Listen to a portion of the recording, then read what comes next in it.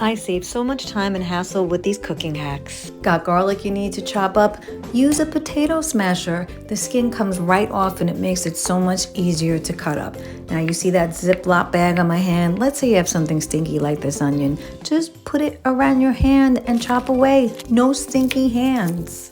Got that leftover turkey or some chicken you need to shred? Get out that hand mixer. It does the job quickly. You ever try to lay down freshly cut parchment paper and it just like curls up and never stays? Crumple it up in your hands and then just lay it down. It stays so nice. Now we're using chicken broth for all these recipes, but you always have some left. Just get out an ice cube tray and fill it up and put it in the freezer. Each ice cube is about 2 tablespoons. Got that pepper you need to chop up to look nice? Cut both sides off and cut a little slit in the middle, pull it back, and then just cut out the parts with all the seeds, and voila! You can cut it all up in a matter of seconds.